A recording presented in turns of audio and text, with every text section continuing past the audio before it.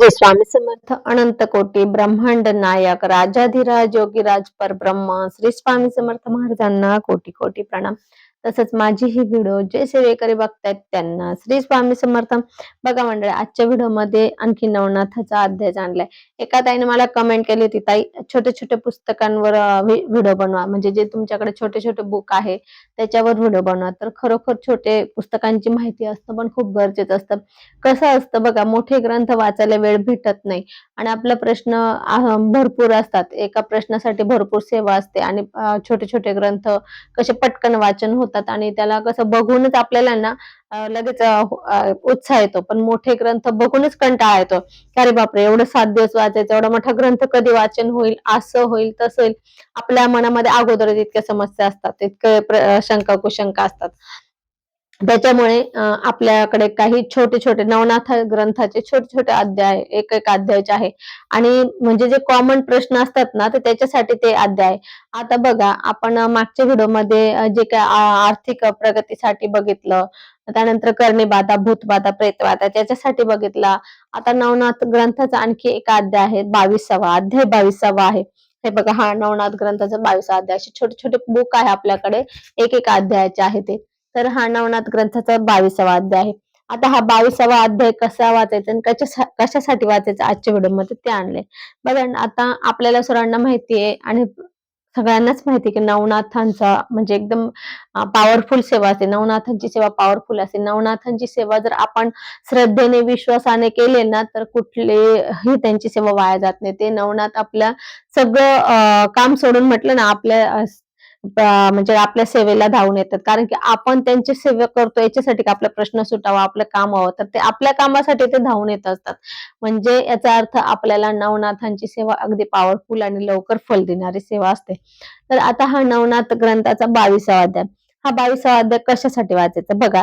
22वा अध्याय असा आहे, तो पण आता मी तरी एका व्हिडिओमध्ये 108 दिवस सांगितले, पण त्यांनी प्रत्येक ग्रंथामध्ये काय सांगितलेलं आहे की तो साधारण 6 महिने तरी वाचायचा आहे।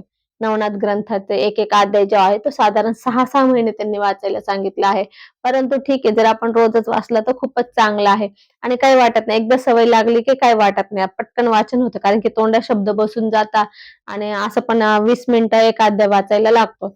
परंतु जर आपला तो नेहमी नेहमी वाचण्यात आला तर तो आपल्या 10 मिनिटात पण होऊन जाईल नंतर। तर आता हा नवनाथ ग्रंथाचा 22वा अध्याय याच्यासाठी वाचायचा की ज्यांना संततीचा काही प्रश्न असेल, म्हणजे होत नाही, संतती होत नाही, काय अडचण येतं, काही त्यानंतर झालं म्हणजे झाले तर संतती वारता किंवा गर्भपात होता, अशा जे काही समस्या असतात किंवा दिवस राहत नाही, गर्भ राहत नाहीये, तर अशा असेल तर त्यांनी करावा।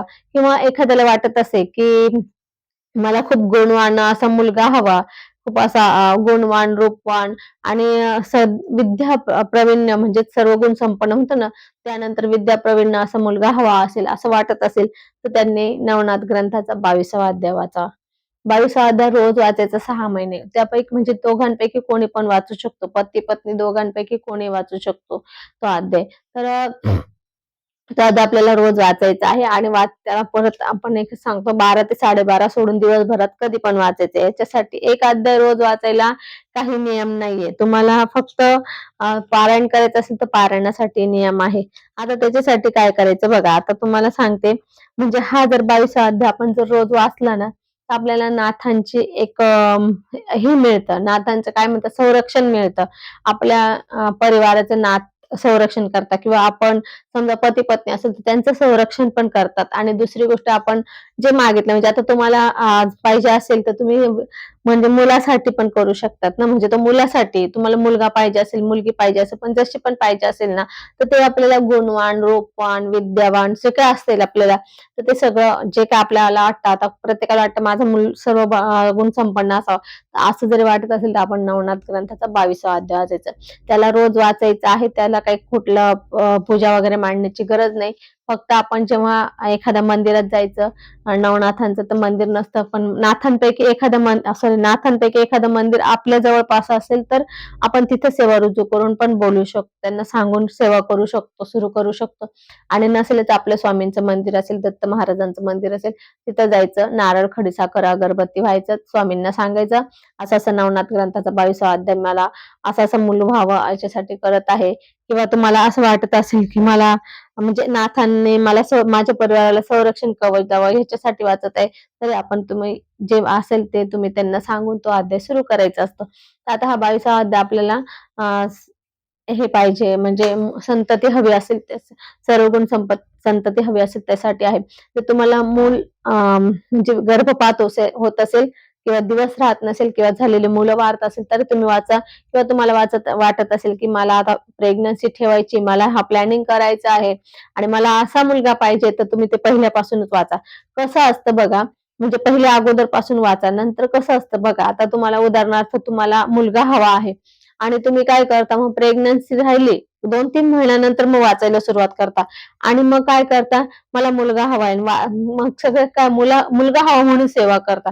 तर असं नाही, पण आता जे पहिले गर्भात हे झालं, सेट झालं तर तेच होणार. नंतर मध्ये गर्भात काही बदल होत नाही. म्हणून हे करायचं नाही. परंतु एक असं होतं म्हणजे कदाचित असं पण एखाद्या वेळेस होतं, की समजा उदाहरणार्थ तुम्हाला मुलगी राहिली, उदाहरणार्थ म्हणजे प्रेग्नन्सी राहिली आणि त्या गर्भामध्ये तुमची मुलगी राहिली आणि तुम्ही त्या मुलासाठी हे करता सेवा करतायत. तर कधी-कधी काय होतं, तो मुलीच्या स्वभावानं मुलांसारखा होतो. म्हणजे असं मुलांसारखी ती वागते थोडंसं.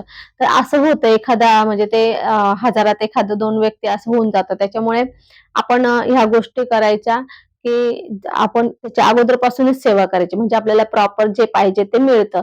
आता हे ना पहिले सुरुवात तुम्ही जर केली, आता 6 महिने तुम्हाला हे करायचं आहे. मग तुम्ही आता सुरुवात करताय, मग वाचायला सुरुवात केली, ते 1-2 महिने अगोदर म्हणजे प्रेग्नन्सी ठेवायच्या सुरुवात करायची, नंतर तुम्ही चान्स घ्यायला लागायचं. म्हणजे कसं होतं, म्हणजे मग तुम्हाला जे पाहिजे ते मिळतं. नाहीतर मग नंतर तुम्हाला काही उपयोग होत नाही. परंतु मग नंतर तुम्ही आता तुमचं चालू आहे सेवा, त्याच्यामध्ये तुम्हाला राहिली प्रेग्नन्सी आणि त्याच्यामध्ये तुम्हाला प्रेग्नन्सी राहिल्यानंतर तुम्ही स्वतः वाचा. म्हणजे महिलांनी सुद्धा वाचलं तर जास्त, कारण की त्या गर्भावर संस्कार पडतील ते आणि तुम्हाला पाहिजे तसं ते बाळ घडेल.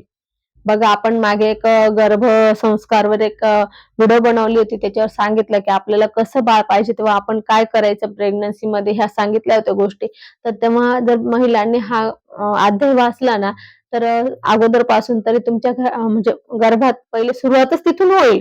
जसं बाळ पाहिजे तुम्हाला तशी सुरुवातच तशी होईल, की मला असं-असं बाळ पाहिजे. म्हणजे ते बीज जे तुमच्या शरीरात हे होणार आहे, रुजणार आहे, ते बीज रुजतानाच त्या पद्धतीने रुजेल. म्हणजे बघा किती हे होईल, तुमचा फायदा होईल.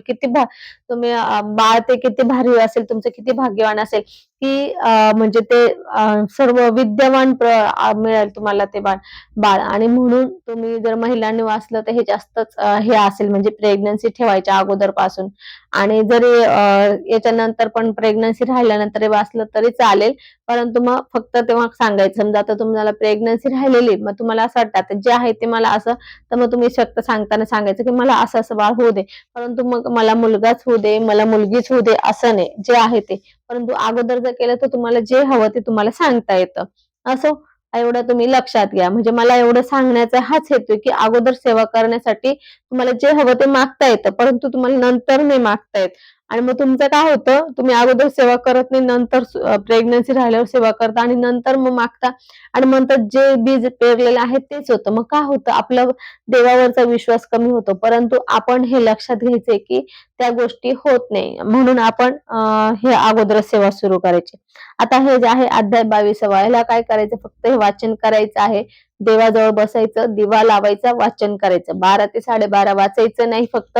बाकी आपल्याला वाचण्याचा काही वेळ काळ नाहीये. फक्त तुम्ही ते आणि जर आता कुठल्या नवनाथ ग्रंथाचं एक विशेष आहे, म्हणजे मी ते कुठल्याच व्हिडिओ सांगितलं नाही, आज सांगते. नवनाथाची जी सेवा आहे ती जर आपण संध्याकाळी केली तर जास्त पॉवरफुल असते. तर तुम्हाला जर तसं दिवसभरात वेळ नसेल किंवा संध्याकाळी वेळ भरपूर असेल तर तुम्ही ती संध्याकाळी सेवा करा. म्हणजे तुम्हाला त्याचं फळ लवकर आणि जास्त मिळेल.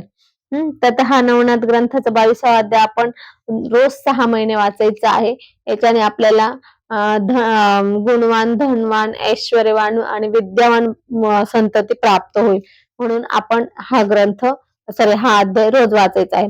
आणि मी एकही व्हिडिओ सांगितला नाही, परंतु हे ग्रंथ सगळे आपल्याकडे अवेलेबल आहे. तुम्हाला हवं असेल तर तुम्ही माझ्या अगोदरच्या याच्यावर पण आहे, नाही तर मी प्रत्येक व्हिडिओ पुन्हा टाकते, स्क्रीनवर नंबर टाकते. ग्रंथ हवा असेल तर आपण माझ्याकडे ऑर्डर करू शकतात. हे सगळे ग्रंथ आपल्याला, हे छोटे छोटे ग्रंथ आहे ना, एक एक अध्यायचे पूर्ण ग्रंथ आपल्याकडे आहेत. तुम्हाला जो पाहिजे तो ग्रंथ तुम्हाला मिळून जाईल. नवनाथाचा मिळेल, त्यानंतर गुरुचरित्र 13, 14, 18 मिळेल. त्यानंतर आपले बाकी छोटे छोटे सगळे ग्रंथाचे पुस्तकं आहेत. तर असो, आजच्या व्हिडिओमध्ये आपण विद्यावान, बुद्धिवान, शक्तिवान संतती हवी असेल तर नवनाथ ग्रंथाचा अध्याय 28 अध्याय 22 वाचायचा आहे, हे समजलं आहे. तर असं आज आपण इथेच थांबू. झालेली सेवा स्वामींच्या चरणी अर्पण करू. आपल्याला जर माझा हा व्हिडिओ आवडला असेल तर लाईक, शेअर, कमेंट करा. माझे चॅनल सबस्क्राईब करा. श्री स्वामी समर्थ.